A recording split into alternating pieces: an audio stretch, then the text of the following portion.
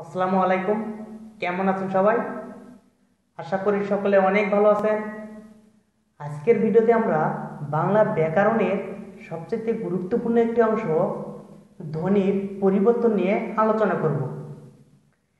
এই পুরো ভিডিওটা না টেনে শুরু থেকে শেষ পর্যন্ত মনোযোগ দিয়ে দেখলে আশা করি এই ধ্বনির পরিবর্তন থেকে আমাদের প্রতিযোগিতামূলক পরীক্ষাতে কোনো প্রশ্ন হইলে আমাদের আর কোনো সন্দেহ থাকবে না।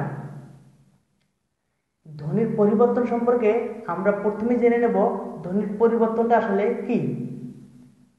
উচ্চারণকে সহজীকরণের প্রবণতায় শব্দের মূল অংশে যে পরিবর্তন হয় তাকে হচ্ছে ধ্বনির পরিবর্তন বলে।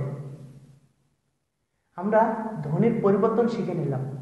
আজকে আমরা শুরুতে আলোচনা করব ধ্বনির পরিবর্তনের মধ্যে অন্তর্গত স্বর ধ্বনির পরিবর্তন। আমরা জানি বাংলা ব্যাকরণে বা বাংলা ভাষায় বর্ণ দুই ধরনের হয়, একটা ব্যঞ্জন বর্ণ, একটা স্বরবর্ণ। স্বরবর্ণ হচ্ছে কয়টি? 11টি, আর ব্যঞ্জন বর্ণ 39টি। এই প্রথমে আমরা স্বরধ্বনির পরিবর্তন সম্পর্কে জেনে নেব। স্বরধ্বনির পরিবর্তনকে আমরা বলবো স্বরাগম। স্বরাগম কি সেটা আমরা আগে জেনে নিই।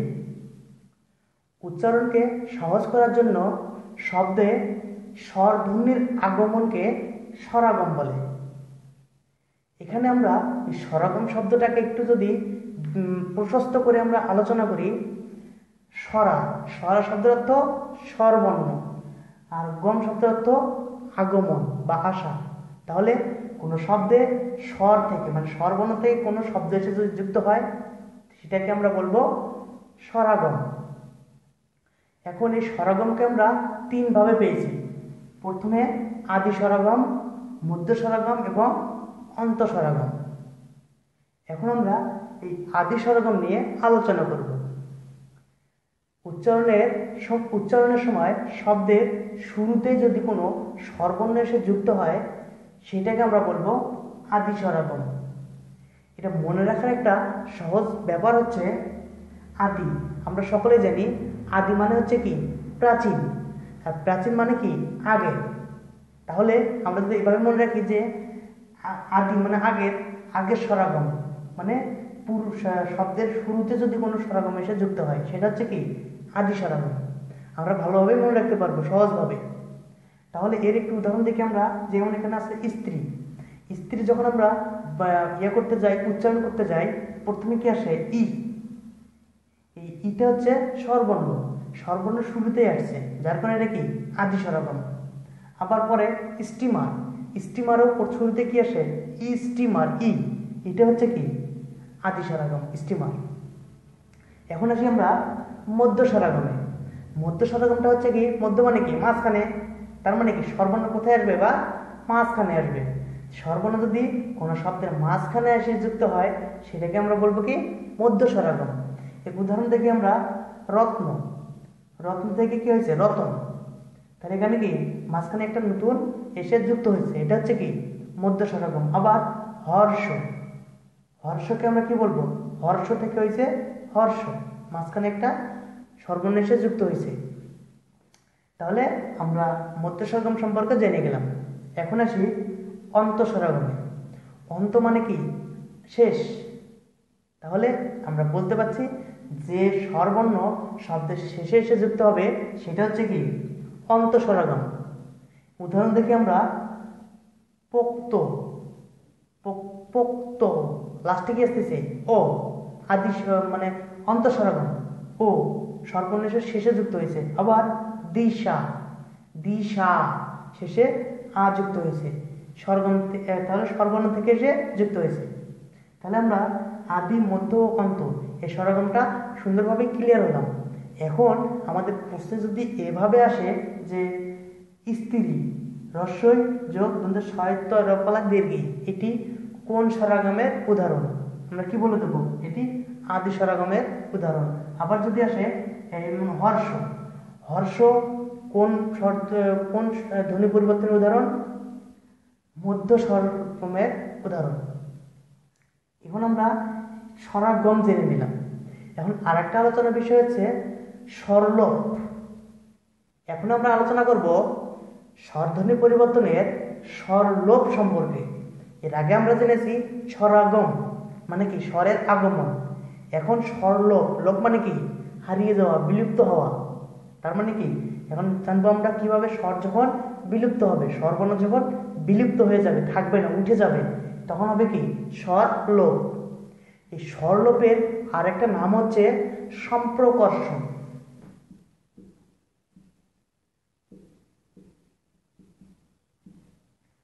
সম্প্রকর্ষণ আমরা শুরুতে দেখি, এটারও ঠিক একইভাবে তিনটা নিয়ম। আদি স্বরলোপ। আদি স্বরলোপ আমরা জানি, আদি মানে আগে, যে শব্দের শুরুতেই স্বরলোপ পাবে সেটা হচ্ছে আদি স্বরলোপ। যেমন আলাবু, লাবু, লাউ, এটা হচ্ছে কি আদি স্বরলোপের উদাহরণ। আবার দ্বিতীয়টাতে আসে মধ্য স্বরলোপ, গৃহিণী, গিন্নি। গৃহিণী থেকে গিন্নি হইল, মাঝখানে কি হটা উঠে গেল, এটা হচ্ছে কি মধ্য স্বরলোপ, মাঝখান থেকে বিলুপ্ত হয়েছে। এরপর আসি অন্তঃস্বরলোপ। অন্তঃস্বরলোপ হচ্ছে শেষে যেটা শেষ হবে। যেমন অগ্নি, আগুন, অগ্নি, আগুন।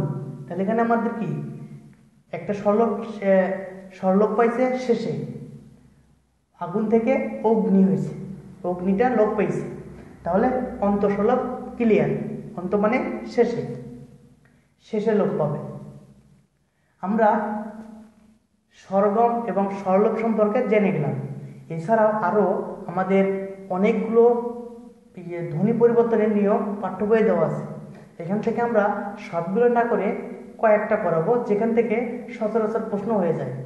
এরপরে আমরা যেগুলো আলোচনা করবো অবশ্যই মনোযোগ সহকারে দেখবেন। এখন আমরা ধ্বনি পরিবর্তনের আরও কয়েকটি গুরুত্বপূর্ণ পরিবর্তন নিয়ে আলোচনা করব। প্রথমে আছে আমাদের অসমীকরণ। অসমীকরণটা হচ্ছে একই ধরনের শব্দ পুনরাবৃত্তি দূর করার জন্য মাঝখানে যে স্বরধ্বনি যুক্ত হয় তাকে আমরা বলবো অসমীকরণ। যেমন এখানে দেখুন ধপ ধপ, ধপ ধপ মিলে হয়েছে কি ধপাধপ। ধপ ধপ এইটাকে যে পুনরাবৃত্তি, ধপ ধপ একই শব্দ, এটাকে দুইবার না করার চাইতে আমরা মাঝখানে একটা স্বরধ্বনি বা স্বরাগম যোগ করে আমরা কি করলাম, ধপাধপ। তাহলে এরকমটা হবে কি অসমীকরণ। এরপর আসে ধ্বনি বিপর্যয়। ধ্বনি বিপর্যয় হচ্ছে শব্দের মধ্যে দুইটি ব্যঞ্জনের পরস্পর পরিবর্তন ঘটলে তাকে আমরা বলবো ধ্বনি বিপর্যয়।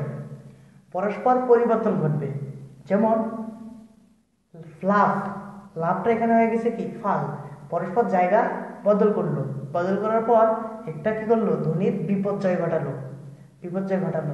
তাহলে ধ্বনির বিপর্যয় ক্লিয়ার। এখন আসি বিষমী ভবন। বিষমী ভবন হচ্ছে দুইটি স্বরবর্ণের একটির পরিবর্তন কি, দুইটা স্বরবর্ণ থেকে একটা পরিবর্তন হবে। যেমন এখানে লাল, লালে দুইটা ল আছে, এই দুইটা স্বর ব্যঞ্জন বর্ণের একটি পরিবর্তন হবে। যেমন নাল, লাল থেকে কি হলো নাল, তাহলে প্রথমে লটা পরিবর্তন হয়ে গেছে, এটা হচ্ছে কি বিষমী ভবন। তারপর আছে কি অন্তর্হতি। অন্তর্হতি পদের মধ্যে কোনো ব্যঞ্জন ধ্বনি লোপ পেলে তাকে আমরা অন্তর্হতি বলবো।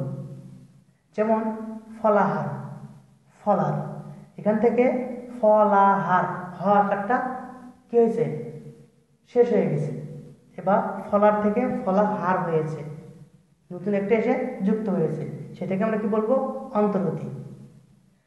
আশা করি এই ধ্বনি পরিবর্তন নিয়ে এই নিয়মের বাইরে আমাদের পরীক্ষায় খুব কমই আসে। এই নিয়ম কয়টা ভালোভাবে মনে রাখলে আশা করি ধ্বনি পরিবর্তন নিয়ে সকল প্রশ্নের উত্তর সুন্দরভাবে দিতে পারবেন। অবশ্যই লাইক দিয়ে সঙ্গে থাকবেন, আর এমন সকল ভিডিও পরবর্তীতে পাওয়ার জন্য অবশ্যই সাবস্ক্রাইব করবেন। ধন্যবাদ সবাইকে। আসসালামু আলাইকুম।